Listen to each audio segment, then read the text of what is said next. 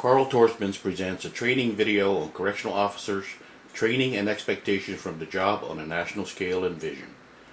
If you want a written copy of this slideshow, just email me at torsmansc@yahoo.com and I'll provide you with a copy. Correctional officer. Is there a cultural change with taking this job? Think about how the job has evolved and how more difficult it's become, and answer this question. You'll probably agree with me, and the answer is yes. There is more emphasis on professionalism today. The need for professionalism in prisons while facing the challenges for working the prisons have never been greater. The relentless rise in the mass incarceration policies of our society are creating a rapid growth in our prison population, needing our attention to do the job the right way.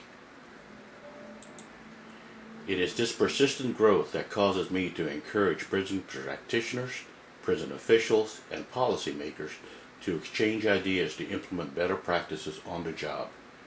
We hope that ideas sharing will result in truly collaborative efforts how to improve the lives of both prisoner and prisoner staff.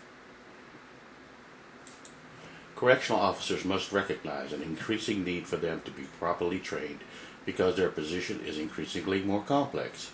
They have to be protectors, enforcers, caretakers, and educators. Because they have to try to educate and offer chances to reform or rehabilitate prisoners, they need to be trained and educated themselves. Training new workers. There are significant recruitment and selection discrepancies in terms of characterization, suitability, and length of training and content. Every entity has a different training curriculum that can be as brief as 2 days to over a year in some agencies.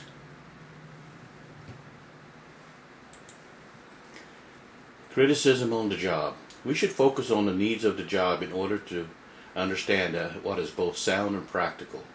Therefore, we must provide a sound and reasonable correctional officer training program with emphasis on staff welfare, wellness, and safety, and focus on the first of many priorities, the working lives of correctional officers. Correctional officers work in highly complex settings in society's most vulnerable and damaged people, if not most dangerous people.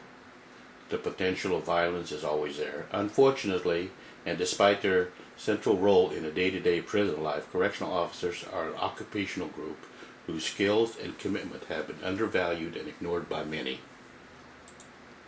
In many ways, correctional officers contribute in making ex-prisoners less likely to commit crimes, but is constantly undermined. This is a sad state of affairs since the ununiformed employee is often the only positive role model a prisoner may see depending on their custody levels. Thus, common sense dictates that a better educated person is likely to be a better role model, have a better understanding of the job, accepts related responsibilities, and have a better understanding of how the social world works within their concept. Undervalued and ignored, correctional officers are or maintained largely invisible, out of sight, out of mind. We think of the tall walls, we think about the razor wires, but the concept is out of sight, out of mind, so basically ignored. They have no opportunities to promote what they do. As a general rule, prison workers work in silence. I'm not talking about the code of silence, I'm just talking about the lack of conversations related to their work and opportunities at work. The public perception that officers are stupid, violent, and uneducated, and that their skills go unnoticed and often criticized because of the bad media news or stories that have been printed showing only the negative side of corrections. Nobody really understands the complexity of their jobs, and their skill base is unknown, even to many who pass laws in every state. So what do they do? Correctional officers manage prison populations that includes the enforcement of federal and state laws, the enforcement of rules and regulations, and caring for prisoners. The key word here is caring. Ask yourself, would we employ a social worker who does not have educational qualifications or professional training? It would be unthinkable, as it should be unthinkable to have a correctional officer who does not have the same training and the same qualifications as a nurse or social workers. to commensurate with the job that they're doing. We should evolve the training and educational process. It should include specialization and professionalization of the occupation, the title, the classification of the job, and identify the fact that training is not the same as education. Training allows you to do a specific job properly.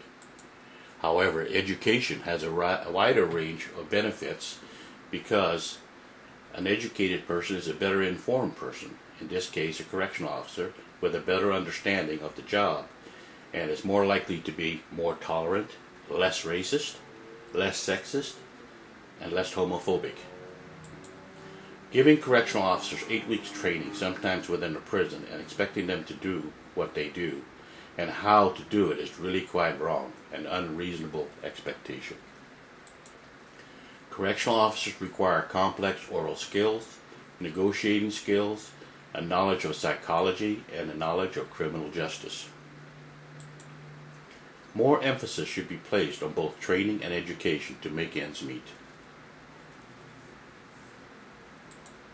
Professionalism is directly related to the quality of staff morale, recruitment, and retention of the right staff, as well as cultural attitudes, behaviors, and actions. Increasingly diverse populations, such as the elderly, or the young, the foreign nationals, the lifers, the mentally ill,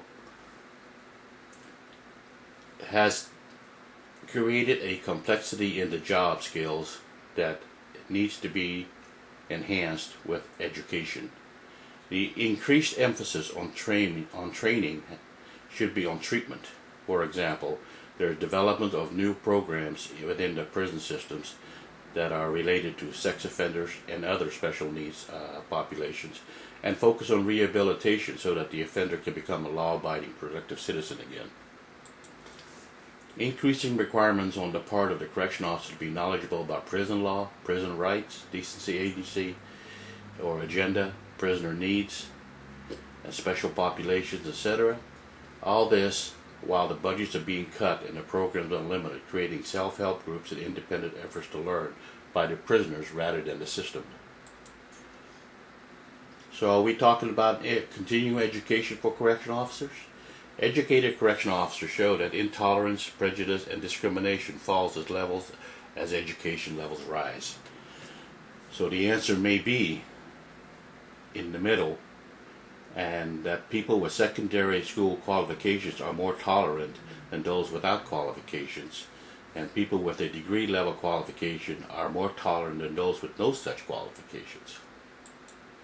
This is why the correlation between training and education should be strong and consistent. Today, correctional officers are not required to have any formal qualifications upon hire. Most agencies only ask for a high school diploma or GED equivalent. However, it's becoming more clear the number of recruits are failing and falling as the number of critical incidents have increased over the past several years. The recruitment process for applicants to work in prisons should be reviewed by a national standard, implemented and certified by either the American Corrections Association or the National Institute of Corrections, both very reputable and respectable entities seeking the professionalism of correctional officers. The training should be conducted within a learning environment, such as an accredited academy, and last a minimum of 8 weeks.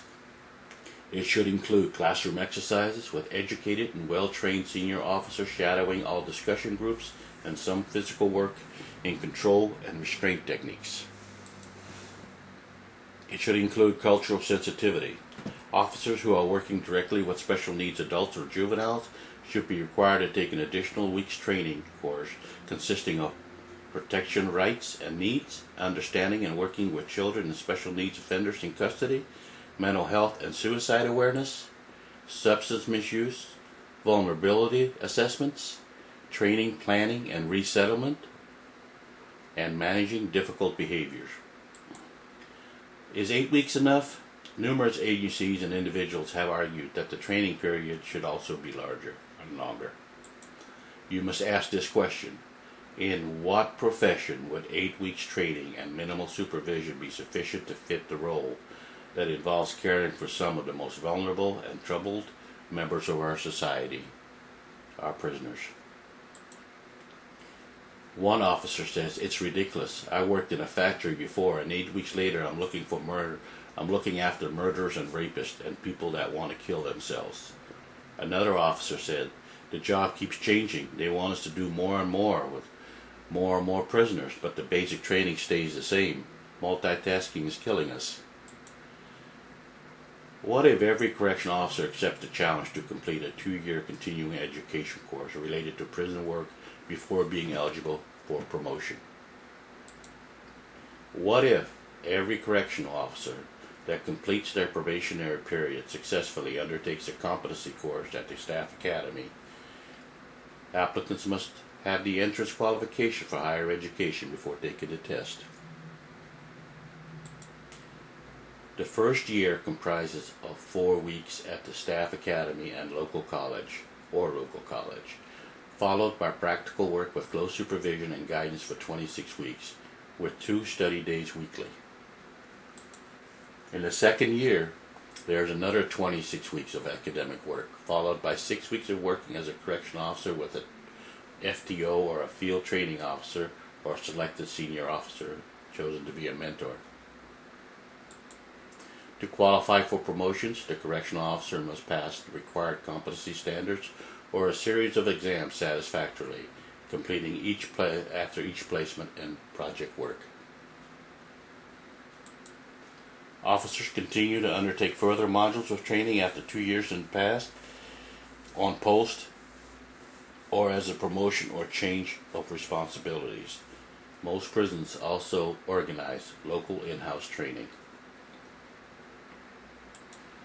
This level of commitment to training correctional officers reflects the level of responsibility correctional officers have for the well-being of prisoners, whether they are kept in private, public, or federal prisons. If you think training is expensive, try ignorance. Peter Drucker.